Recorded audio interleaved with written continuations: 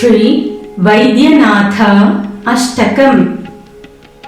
श्रीराम सौमित्री जटायुवेद षडाननादित्य कुजार्चिताय श्रीनीलकण्ठाय दयामयाय श्रीवैद्यनाथाय नमः शिवाय। गङ्गाप्रवाहेन्दु जटाधराय त्रिलोचनाय स्मरकालहन्त्रे समस्तदेवैरभि पूजिताय श्रीवैद्यनाथाय नमः शिवाय।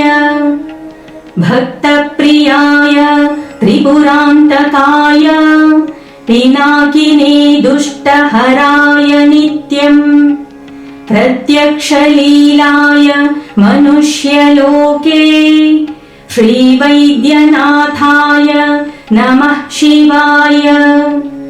प्रभूतवातादि समस्तरोग प्रणाशकर्त्रे मुनिवन्दिताय प्रभाकरेन्द्वग्नि विलोचनाय श्रीवैद्यनाथाय नमः शिवाय। वाक्श्रोत्रनेत्राङ्घ्रि विहीनजन्तोः वाक्श्रोत्रनेत्राङ्घ्रि सुखप्रदाय कुष्ठादि सर्वोन्नत रोगहन्त्रे श्रीवैद्यनाथाय नमः शिवाय।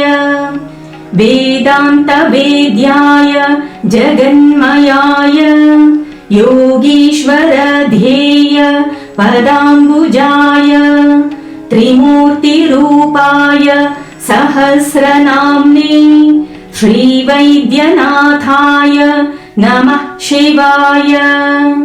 स्वतीर्थमृद्भस्म भृताङ्गभाजां पिशाचदुःखार्ति भयापहाय आत्मस्वरूपाय शरीरभाजां श्रीवैद्यनाथाय नमः शिवाय। श्रीनीलकण्ठाय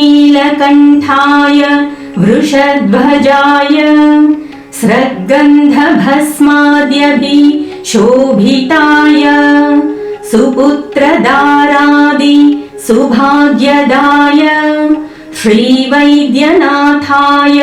नमः शिवाय। बालाम्बिकेश वैद्येश भवरोगहरेति च जपेन्नामत्रयं नित्यं महारोगनिवारणम् इति श्रीवैद्यनाथ अष्टकम्।